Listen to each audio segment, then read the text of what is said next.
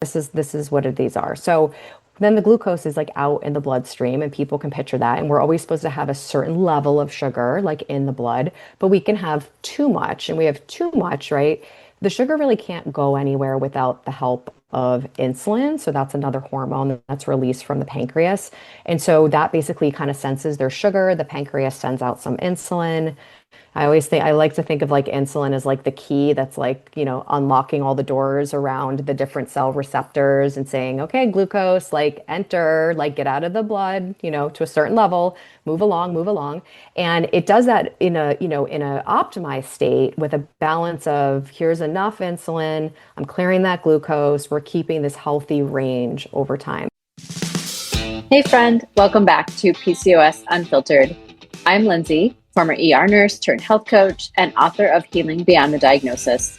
Today's episode is a must listen if you've ever felt like your body changed out of nowhere, especially if you've said things like, why is the weight suddenly going to my belly? Why am I doing the same things, but nothing is working anymore? Or my labs look fine, but I feel anything but fine.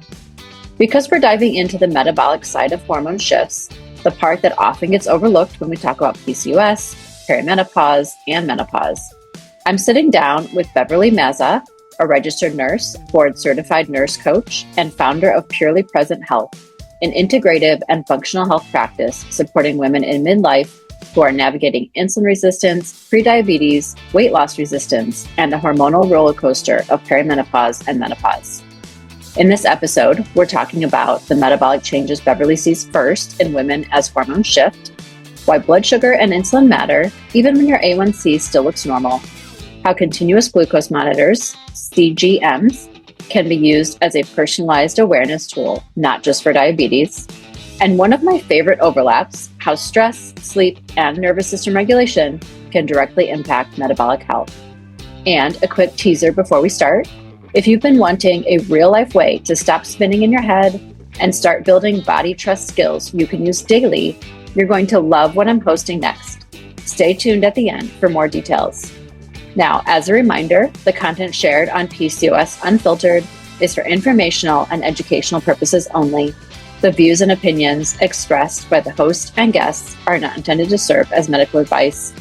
Always consult with a qualified healthcare professional before making any changes to your diet, exercise, or treatment plan. The information shared is based on personal experience and expert interviews and is not a substitute for professional medical guidance. Okay, let's dive in. Here's my conversation with Beverly Mazza.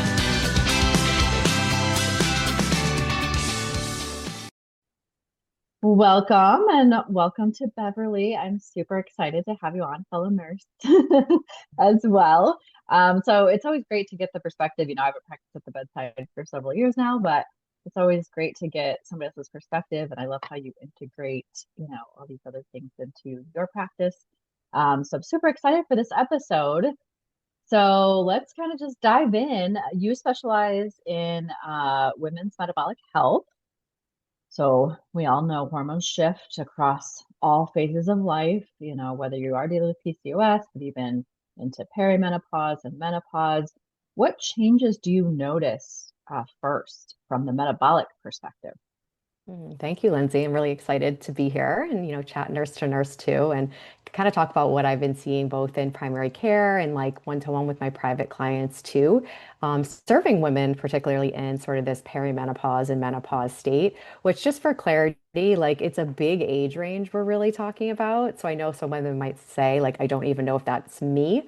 And so there's no like definitive age, but I feel like roughly sometimes people are saying like, from 35 like on until, we've actually hit that menopause. So, for some women, that sort of transition of when our hormones are changing, where we call like the roller coaster, right? Which much of us are feeling is, for some women, it might be a short period of time, but for many women, it can go on, for even like 10 years, right? This can go on for a while. So it's definitely not something that kind of I always tell people like we're not just like pushing through. We want to understand and we want to understand what we can do to optimize, right, our hormones and our health, and also like what habits we might need to lean into, change, investigate.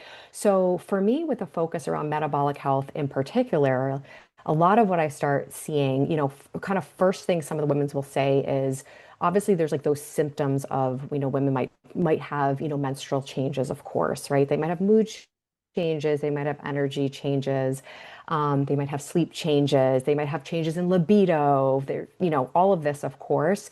But in the background of a lot of this, that a lot of women I feel like don't really tie together, but are also experiencing, is sort of these metabolic health shifts. And the most, I would say, obvious one, because I would say it's the most bothersome one, is changes in their figure and their body composition. So this could look like weight loss resistance, right?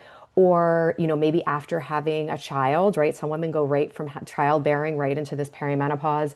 This also could be weight gain, seemingly out of nowhere, a lot of the women say. So they're like, I've always been pretty physically fit. I'm doing the same things. I haven't changed my diet too much, but I've put on, 5 pounds for the last couple years, and it seems to all be in my belly, right? So the actual where the weight is landing too can tell us something about this.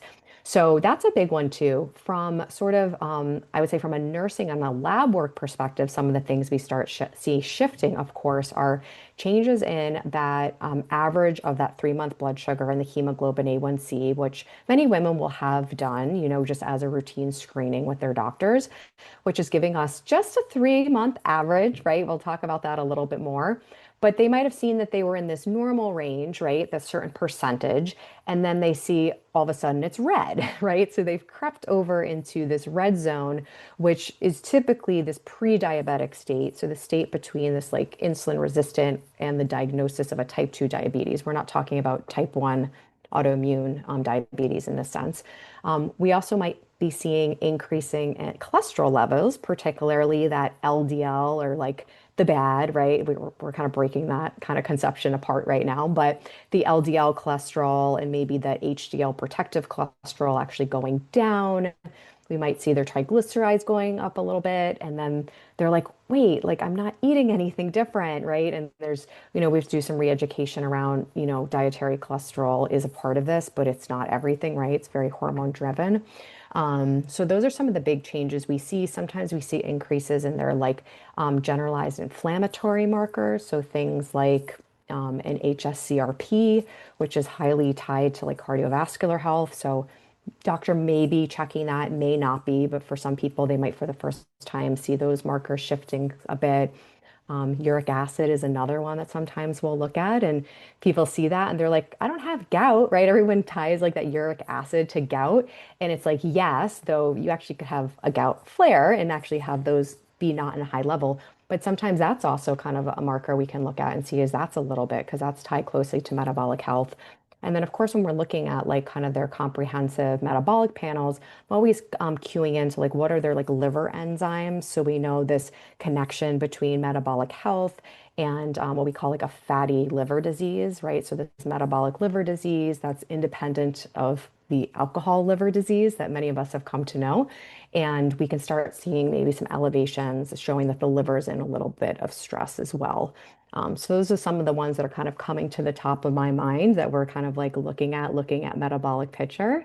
And then of course, if we have access to this, and many women do now, either at home or in a doctor's office at a gym, is if they've been tracking their body composition, which actually tells us not just how much pounds they weigh, right? But like what makes up those pounds. And so these composition or impedance scales will say, how much of this is actually body fat? How much is skeletal muscle? How much, some of them can even do visceral fat, which is even more advanced. And if they've been checking that over a period of time, they start seeing that potentially maybe they have a little bit more visceral fat, a little bit more body fat. Maybe they're losing some skeletal muscle, or maybe they always were able to gain, right, and see gains each year, and now they're not from age. And so we're always kind of like looking at all of this in this totality to be like, okay, like what are some of these markers we can look at to try to like help optimize you, And then I would say thyroid health would be the other one I would throw in there because that can be, heavily influenced with metabolic health. And some women start seeing shifts in their thyroid function to be suboptimal too. I'll probably Yeah. think of more as we keep talking too. Yeah, I mean, yeah, you have to look at the big picture for sure. The the the weight gain out of nowhere that you mentioned, I feel like that's a lot of what I see with women with PCOS. And as we know, there is a tie to insulin resistance, with PCOS. So that seems to be a key without diving into lab work. It seems to be one of the big things. And like you mentioned, especially around the abdominal area. And then they feel Hmm. like they try everything and anything, and it just won't budge. Hmm. Absolutely. Yeah. And even you mentioning that too, like fasting insulin is something that I really like to look at. Not all docs will order it. Someone maybe with known PCOS or suspected, that's typically probably one they would look at because we would likely maybe see that would be elevated like in a suboptimal level, which is going to obviously give us a little bit more information that we're kind of existing in this insulin resistant state, which can be contributing and driving sort of these weight changes, weight gain, weight loss resistance too. Yeah, yeah.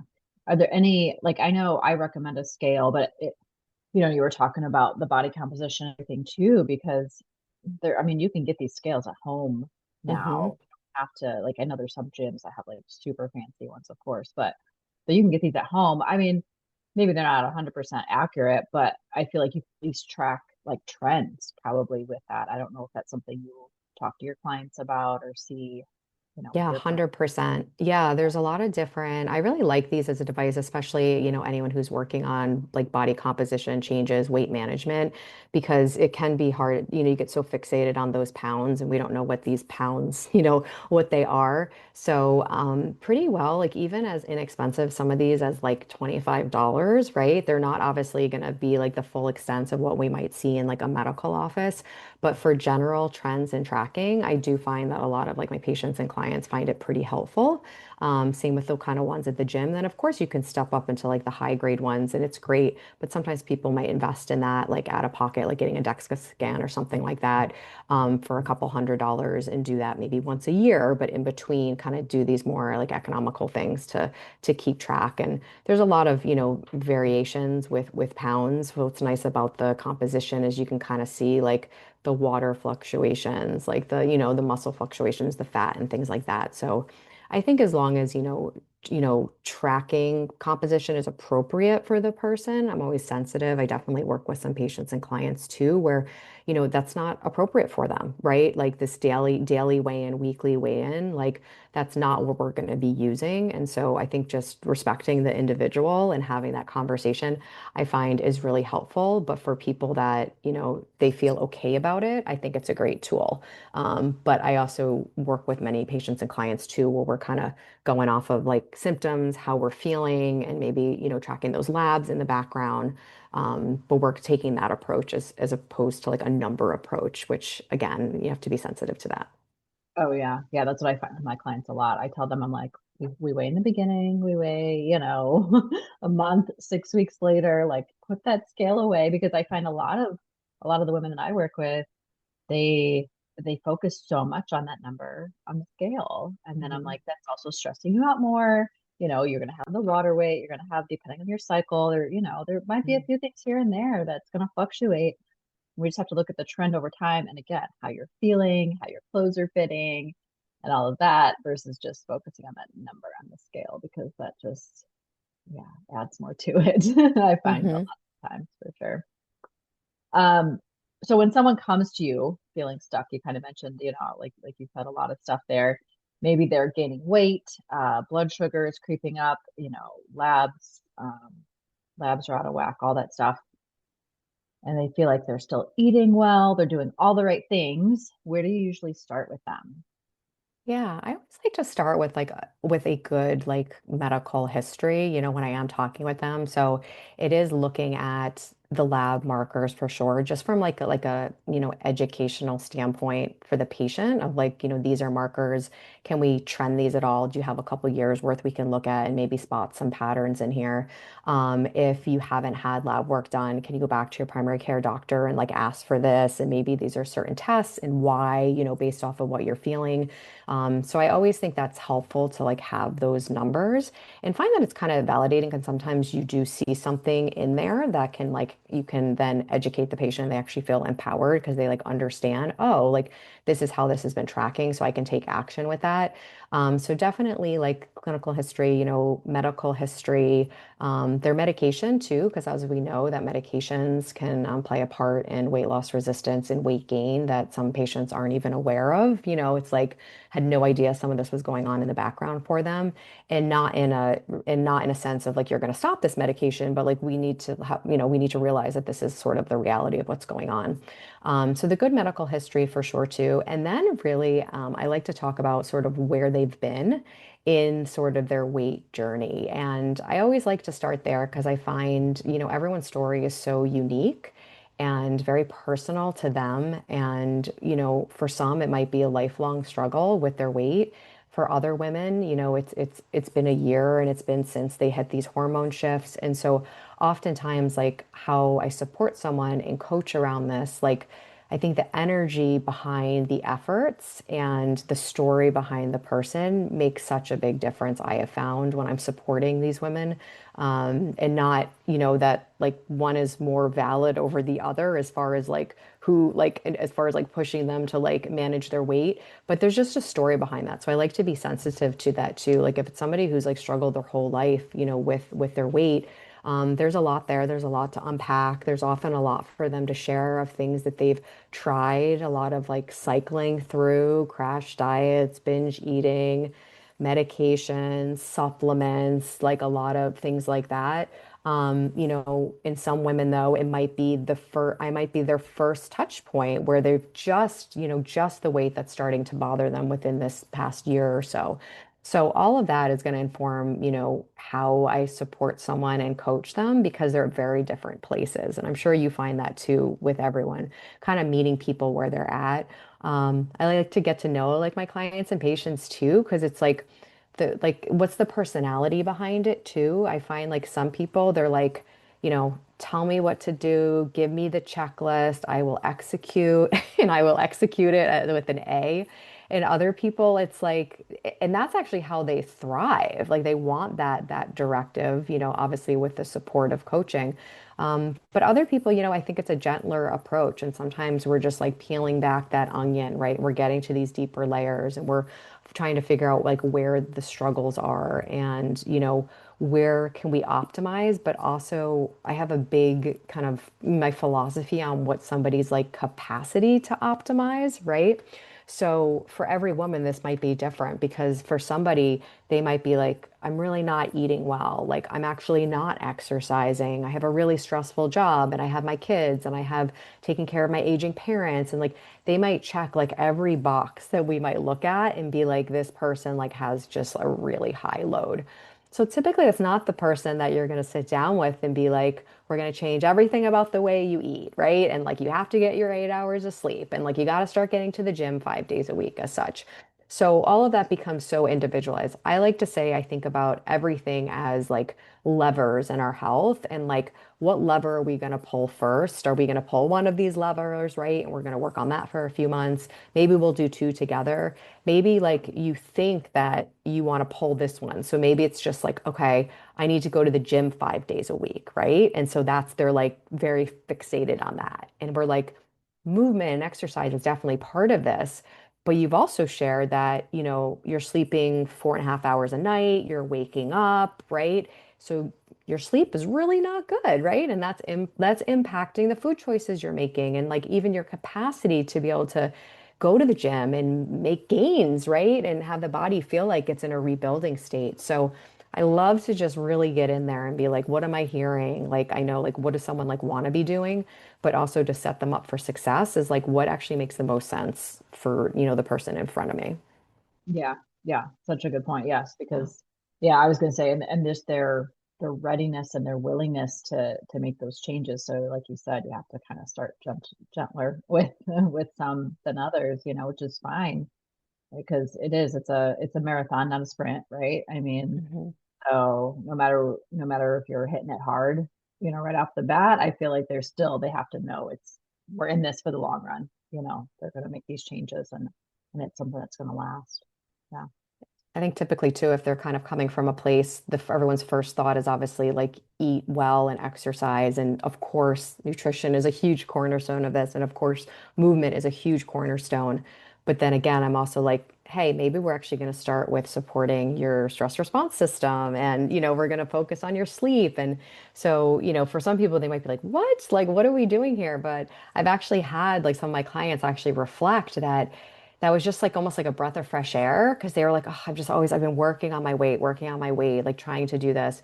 And now you've like given me permission to do a meditation every night. Like, okay. And like you've helped me understand that this is intimately related to my weight health and optimizing my hormones and my body, finding a place of safety, which is going to make everything work better in this symphony. And so I love kind of like bringing that into that conversation when everything's been so simplified and like just, eat healthy and exercise as we see like that banner across the annual lab work or, from doctors, well-meaning, but, as I'm sure you know from like clients or patients, they're just like, okay, but like, what does that really mean for me? Right? Yeah.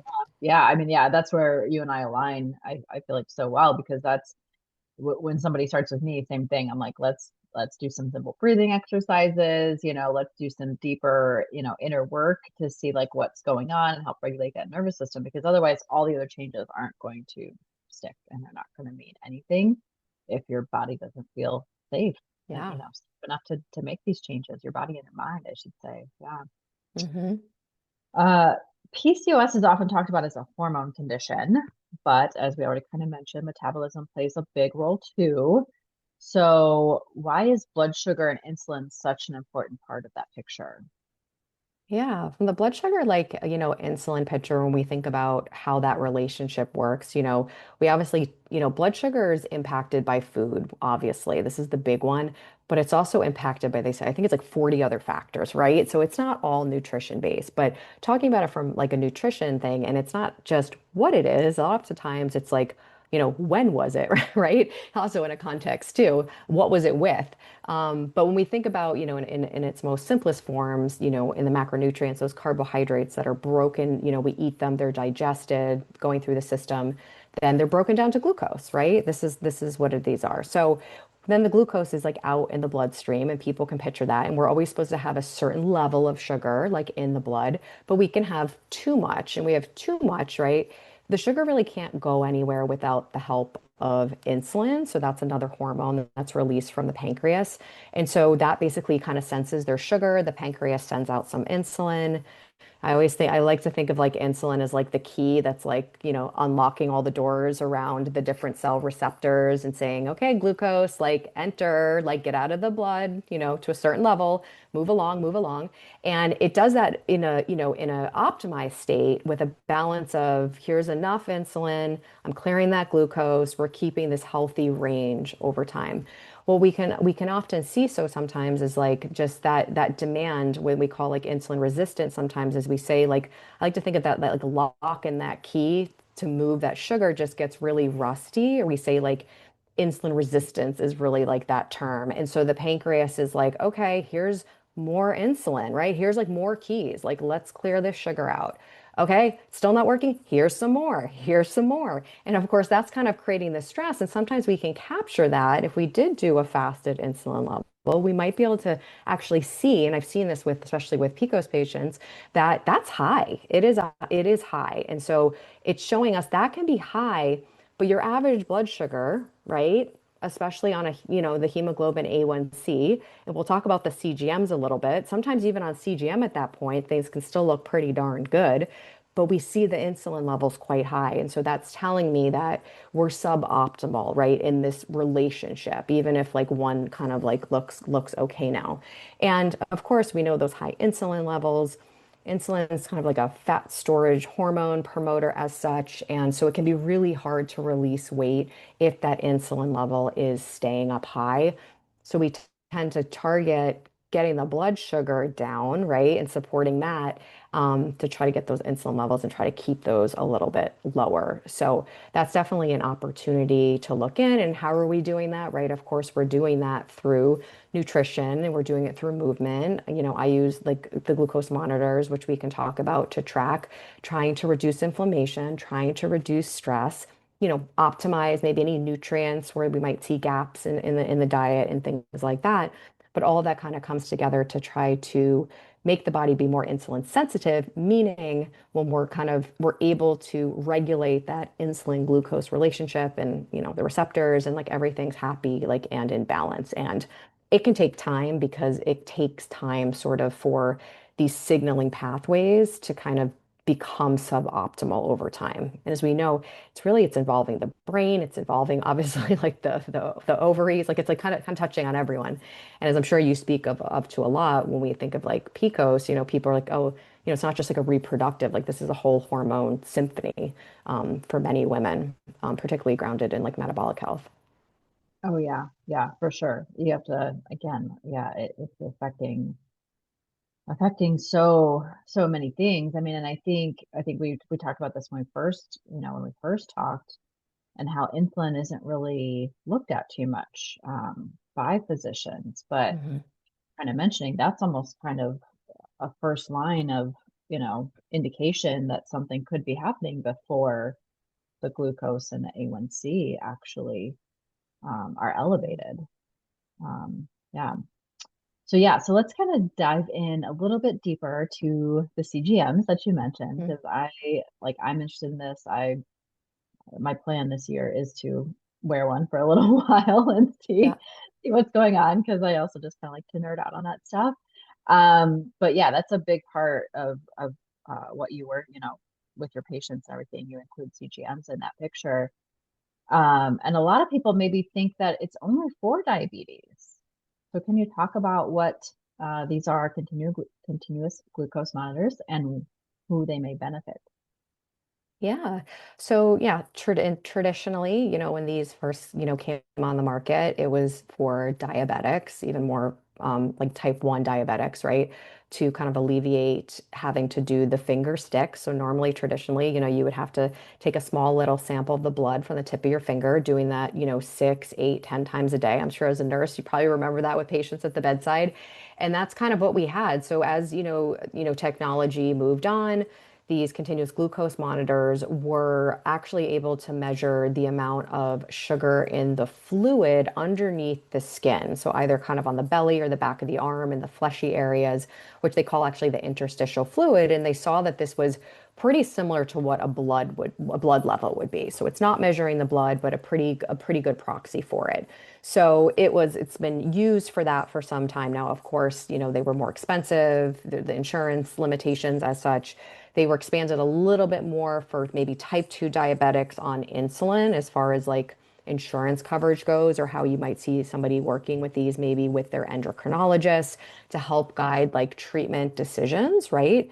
And then I would say more of recently, over the last couple years, we maybe started seeing people use these actually in a little bit more of a preventive stance as the prices have come down. We can touch on that a little bit. It's still a little bit of the Wild West there, but using it maybe, with a diagnosis of maybe type 2 diabetes, but maybe they aren't on insulin, but maybe a doctor said, hey, let's get an idea of what's driving your sugars up. Same thing with pre-diabetes. And now I would say in this landscape, since they've moved from prescription only, at least here in the US, to over the counter, what they call now biosensors, Mhm. is anybody can buy them, right? And so I can see people using this, with pre-diabetes, early stages. A lot of times, if they're on that borderline and they're about to hit over into the red, if they've noticed, okay, in my annual lab work every single year, my hemoglobin A1C has increased, or every single year, my fasting glucose has increased. Um, or maybe they had these suboptimal metabolic health markers, as I said, the cholesterol, maybe they're struggling with the weight loss resistance or the weight gain. And as I like to talk about, I'm like, is blood sugar part of this picture? I also have just sort of the optimizers, right? That just are wearing all the wearables. They want to get this baseline. I also have, patients and clients that might use it for like understanding symptoms. So like maybe they really get headaches after they eat, or they're super low energy. Maybe they get fatigued. From a weight management perspective, some people find it very helpful. One, because they're kind of journaling and tracking their activity and their lifestyle and their diet, but they're also able to pinpoint, oh, a glucose spike is related to a crash, which is why I'm always heading to the vending machine or heading to Starbucks at 2 o'clock, or why I'm always exhausted at 3 o'clock. It's because my lunch every day was driving my blood sugar up. Similar sometimes in the morning when someone's like, I had breakfast, and I'm always like, this was so common. I'm always starving 2 hours after I eat breakfast, and I always have to eat again. And we can tie that back and say, well, look, let's see what was going on the glucose monitor and things. Poor sleep is another one. What's going on after you eat that dinner and maybe that evening snack? And what are your blood sugars doing overnight? So this can be an opportunity for intervention here. I love this conversation with Beverly because it brings so much clarity to something so many women are experiencing. Hormonal shifts don't just change your mood or cycle, they change your metabolism too. If there's one theme I hope you're walking away with, it's this. You are not broken, you're not lazy, and you're not failing because generic advice isn't working. Your body is giving you data through symptoms, through patterns, through trends in labs. And as Beverly said so well, the goal is to figure out which lever to pull first based on your capacity and your season of life. If you want to connect with Beverly, you can find her at purelypresenthealth.com and on Instagram at purelypresenthealth.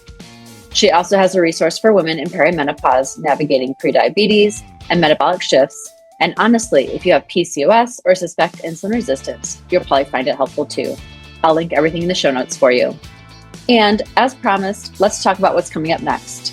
Mindful to Mindful, our live workshop on March 15th at noon Eastern. This workshop is for you if you've tried everything and feel like you're stuck between two extremes, either trying to be perfect with food or feeling like you can't follow through at all.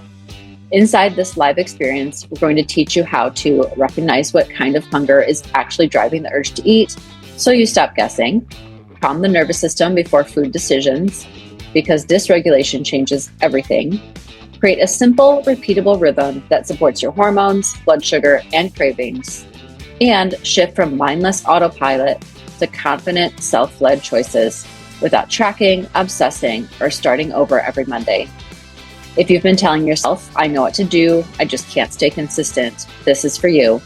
Because we're not doing more discipline, we're building the skills that make consistency feel possible. Check the show notes to register for Mindful to Mindful on March 15th. And if you love this episode, it would mean the world if you leave a review, share it with a friend, or screenshot it and tag me so I can thank you and reshare. Now, all right, I am sending you so much love, and I will see you on the next episode of PCOS Unfiltered. Nourish, Heal, Thrive.